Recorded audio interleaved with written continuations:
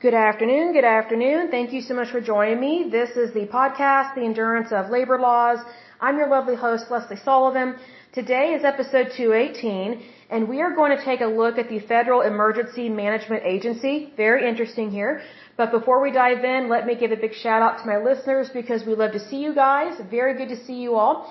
So a big shout out to New York, California, Oklahoma, Virginia, Texas, Pennsylvania, British Columbia, Florida, Illinois, Georgia, Oregon, West Virginia, Indiana, New Jersey, Massachusetts, Ohio, Minnesota, Alabama, Nebraska, Washington, Colorado, District of Columbia, also known as DC, aka the Swamp, Mississippi, Tennessee, Rhode Island, Kansas, Louisiana, Nevada, North Carolina, Maryland, Utah, Michigan, Iowa, Alberta, New Brunswick, Wisconsin, Connecticut, Manitoba, Hawaii, Newfoundland, and Labrador.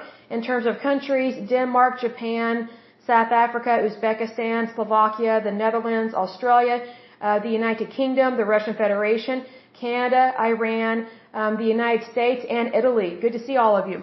Okay, so this is a very interesting federal agency. It is the Federal Emergency Management Agency, also known as FEMA, F-E-M-A. So this one was formed April 1st, 1979. Their jurisdiction is the United States Department of Homeland Security. They are headquartered in Washington, D.C. Their motto is prepared, responsive, committed. In terms of employees, they have a little over 11,000 employees as of 2020. Their budget is stupid and ridiculous. Their yearly budget, like these are monies that they spend no matter what, as of 2020, their yearly budget was $28.7 billion. Ridiculous, right? This is stupid. Absolutely stupid. They can't manage anything. It's ridiculous. It's just a cesspool. It's just a rat hole of money going down the drain. And I understand they do a lot, but that is ridiculous.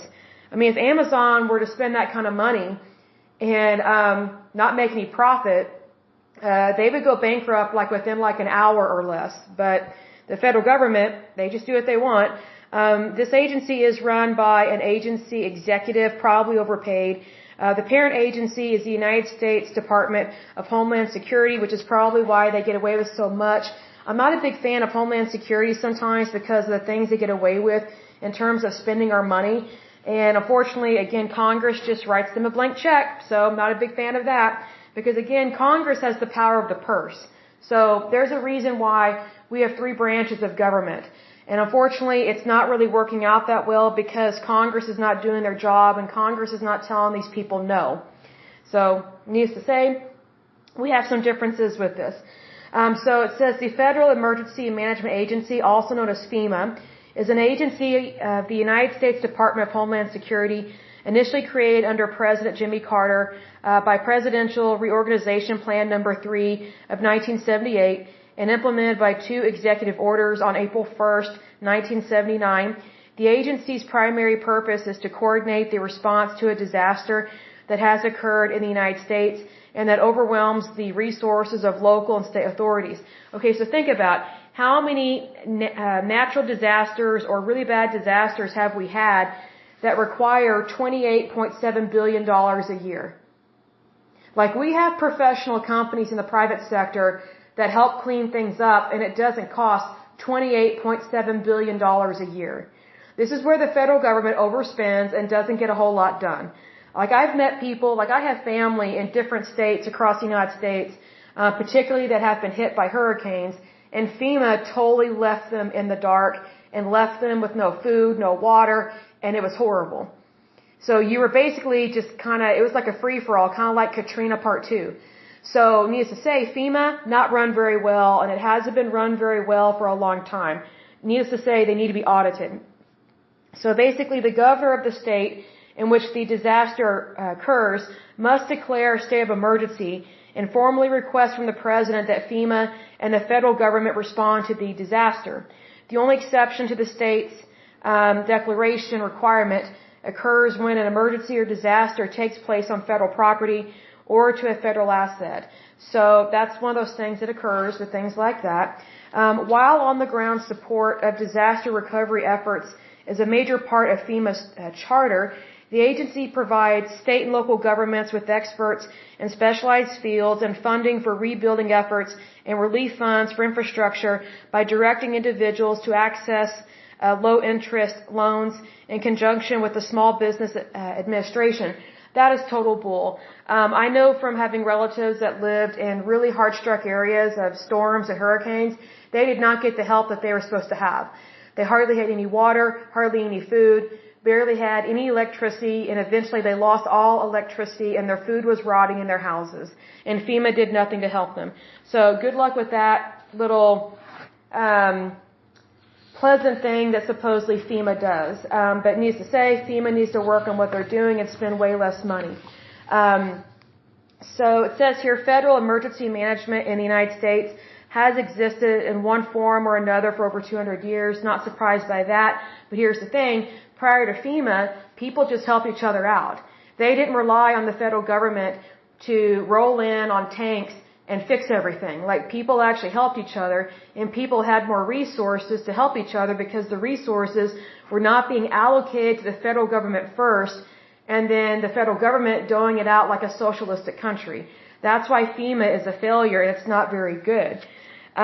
So this goes through a little bit about how they've worked in regards to federal disaster relief and recovery under the umbrella of the Department of Housing and Urban Development. Some of this occurred in 1973 in regards to the Federal Disaster Assistance Administration. And so, I'm not a big fan of the Department of Housing and Urban Development because it doesn't really help people. I've never met anyone that said, oh, they do a great job. I've never met anyone that actually thought really great things about the urban and housing, or housing and urban development. It just has not been very good. And then by 1979, FEMA became an independent agency, so that's good. So that way they can be streamlined. But unfortunately, they're still not doing a very good job. So needless to say, they failed with Katrina. They have failed with multiple storms, multiple tornadoes, and it's like, you know what? The states run things so much better than the federal government. And, it's really sad that I think one of the main reasons why states declare a emergency is so they can get money and resources from FEMA, aka the federal government, in regards to that agency. And I know that Governor Chris Christie did that, and I didn't think that he should have declared that because I don't think he was a very good governor. And his people were pretty corrupt in what they did to his people. I mean, to the citizens of his state. So I'm not a big fan of just doling out money via FEMA just because there's a catastrophe. I think that states need to be more prepared. And considering how much money some states charge in income tax, you would think that they would have enough money to take care of themselves. So needless to say, there are many states that they don't have what it takes to take care of their own. Well, that's that state's individual responsibility to take care of their own. I do understand that FEMA is there for emergency assistance, but they haven't really been good at what they're doing. So my personal opinion is that FEMA should have their budget cut, and they need to be streamlined, and it needs to be privatized because they're not doing a very good job at all. Now, FEMA, in conjunction to the Department of Homeland Security, they kind of, I don't want to say they merged, but I would say starting from 2003, they were working more together. I'm not really sure if that's a good thing, but it says following the attacks of September 11 and 2001, Congress passed, I don't like this at all, passed the Homeland Security Act of 2002, which created the Department of Homeland Security, which we did not need them, to better coordinate among the different federal agencies that deal with law enforcement, disaster preparedness and recovery, border protection, civil defense. Here's the thing. All they had to do was strengthen the current agencies that they already had, not create another failing agency. See, that's the thing. Our federal government, all it does is create more and more agencies, and guess what? All they do is suck at their job. That's all they do, but yet they require all this money, because they supposedly have all these employees and want really cushy benefits. It's like, well, okay, I understand you want all these cushy benefits in these jobs, but, we don't really need the Department of Homeland Security. We don't need them. We were doing fine before then. It's just that we had a couple agencies that didn't do their job, which was the CIA and the FBI. So if those two agencies had done their job and done it well, we could have prevented 9/11. So here's the thing. You don't create another lousy agency to make up for the two failures that are already there. Which is why I'm not a big fan of Homeland Security. And Homeland Security is one of the ones that kind of operates within TSA. You know, those not so nice agents at the airport. Yeah.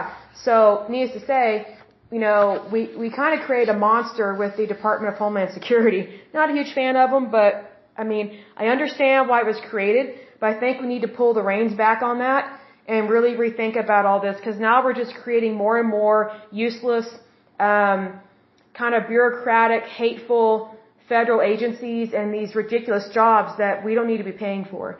FEMA is divided into 10 different regions. The first region is Boston, Massachusetts. The second one is New York, New York. The third region is Philadelphia, Pennsylvania. The fourth region is Atlanta, Georgia. The fifth region is Chicago, Illinois. The sixth region is Denton, Texas. And mind you, within each region, they coordinate with other states, right? So Region 7 is Kansas City, Missouri. Region 8 is Denver, Colorado. Region 9 is Oakland, California. Let's see here. Region 9 is POA. And let's see here. Region 10 is Washington, I guess. Interesting there that they would mention that. So they do have pre-disaster mitigation programs. I think this is stupid. I don't think it actually really helps. Because if you have an agency that's spending billions of dollars, like $28.7 billion a year, obviously they're not doing a really good job if they're still not helping people. Like, just imagine how much supplies you could buy with just $1 billion, okay? But yet they're spending $28.7 billion per year. That is an annual budget, and they show no signs of stopping or backing off from that price. So we need to pump the brake on this. In terms of their response capabilities, it says here that FEMA's emergency response is based on small, decentralized teams trained in such areas as the National Disaster Medical System, Urban Search and Rescue, Disaster Mortuary Operations Response Team, Disaster Medical Assistance Team, and Mobile Emergency Response Support. Now, I'm not surprised at all that they have these little teams, but I'm surprised that they say that they're small and decentralized, because that's exactly what they are. They're small, they are decentralized, and they are not organized, and that's why. So they do have a National Response Coordination Center. I don't think that's very relevant because they're not very coordinated, because, like I said, I have relatives that were very disappointed in FEMA, and it really pissed off a lot of people that FEMA picked and chose, basically the winners and the losers of who would get food, water, and electricity. So, not really a big fan of that. They also have a disaster medical assistant team. They supposedly provide medical care at disasters and are typically made up of doctors and paramedics. I mean, I'm assuming that's true, but, you know, I haven't always heard good things. They do have urban search and rescue. Obviously, they're trying to find victims from structural collapses, confined spaces, and other disasters. Usually that's the job of firefighters and police, so I'm kind of surprised they have anything to do with that. They do have the mobile emergency response support. It says these teams provide communication support to local public safety. It says, for instance, they may operate a truck with satellite uplink, computers, telephone, and power generation at a staging area near a disaster so that the responders can communicate with the outside world. You know, I didn't really hear any good things about that when a hurricane hit where my family lives down in Texas. So not really clear about all that interesting stuff. It says here in regards to training, I skipped a section, hold on a second. They do have preparedness for nuclear incidents. That's very interesting. So on August 1st, 2008, FEMA released planning guidance for protection and recovery following radiological dispersal device and improvised nuclear device incidents, which provides an action guide in the response of radioactive contamination. I think you can learn more from watching movies than going by what they say. In terms of training, FEMA offers a large number of training classes, either at its own centers through programs at the state level, in cooperation with colleges and universities, or online.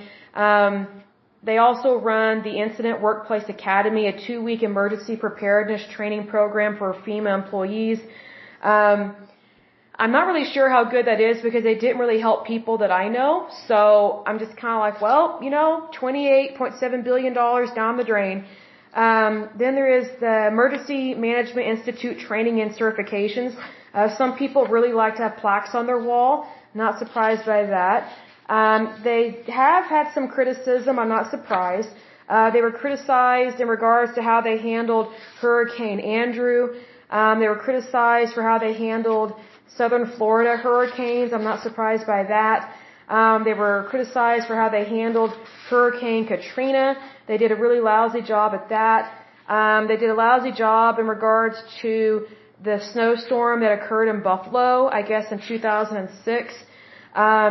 They did not do a very good job in helping people in Dumas, Arkansas in regards to the tornadoes there. I'm not surprised. FEMA especially did not really do a good job in regards to California and the wildfires that they have there. So not surprised by that. FEMA also did a horrible job with Hurricane Maria. They did a lousy job with Hurricane Harvey. They came under criticism in regards to the coronavirus, COVID-19. It was just not a good thing what they were doing, and so you have to remember that FEMA is a federal agency, so they're not really it's not really the best way to handle things, I guess is what I'm trying to say. I'm trying to be as nice about this as possible. It's one of those things, when you have firsthand knowledge of what happened with your family and where they lived, it's kind of like you kind of see through the BS, excuse my language, and you realize what's real and what's not. I do understand that FEMA does have a place. Excuse me. They are an agency, but they spend way too much money, and they have let down quite a few people. And the thing is that they care more about their agency than they do about human life. And so that's one reason why they spend $28.7 billion a year, and no one holds them accountable. And here's the thing, Congress is supposed to hold them accountable. So I pray right here, right now, that Congress starts holding these people accountable and starts cutting their budget. Because why are they getting all this money year after year after year when we don't have, catastrophes every year no matter what? Like, our catastrophes are not on a cycle, like they're not guaranteed. Catastrophes, they happen typically very randomly. So if it's random, then why are they getting all this money religiously every year? It makes no sense. So that's one reason why our tax dollars are going towards agencies like this that should not go towards it, and it's just going down a rat hole. And unfortunately, I think this agency should either be discontinued or they should privatize it. Because again, there are companies that specifically handle exactly what they do, and they do it at a fraction of the price, and they are way better, and they are way more qualified. Because again, it's like what I've said in times past. The public sector, aka the federal government or the state government, does not invent anything, and they don't operate businesses. Inventions and businesses are from the private sector. So it is the private sector that actually helps resolve a lot of these things because it's what they do. It's what they do for a living. FEMA, this is not necessarily what they do for a living. It's just a federal agency that collects a lot of tax dollars and then doesn't really care to help people. Like sometimes they've gotten caught for sitting on supplies, like medical supplies or hoarding supplies, and not actually doling out the supplies and helping people like they're supposed to. Well, that's greed. It's like what I've said in times past. If you want to look for greed, don't go to Wall Street, go to federal and state government, particularly these agencies and these departments. Because a lot of these agencies and departments, they can't stand being audited, and they don't like being told no, they don't like getting their hands slapped, and they don't like their budgets being cut because they think they are the be-all and end-all when they are not. So these people are supposed to be held accountable by the taxpayer and also by Congress and technically by the Senate. But that's not really happening right now. And one of the reasons why it's not happening right now is that more and more people have elected these stupid Democrats into office, and then the Republicans that have been elected, they're not doing their job. So we need to have some really good pit bull Republicans or bulldog Republicans get in there and handle this and say, hey, we're not giving you $28.7 billion a year just to do nothing, or to say you're doing something, but all you're really doing is stealing the supplies that is supposed to go to the citizens that are suffering in a catastrophe or a hazard zone or a really bad situation. So we need people that are willing to not be a controlled or manipulated puppet or politician and get in there and do the right thing. That's really what we need to do. So let's hope and pray and really get the ball rolling on this and get some better people in office. I think that would be the best thing to do. So your vote very much matters, especially if you're illegal. If you're not here legally, it doesn't apply to you, so don't worry about it. But, people that are here legally, you need to be aware of these things because it's your tax dollars that are going down the drain for stupid things like this. But I will go ahead and end this podcast. But as usual, until next time, I pray that you're happy, healthy, and whole, that you have a wonderful day and a wonderful week. Thank you so much. God bless and bye-bye.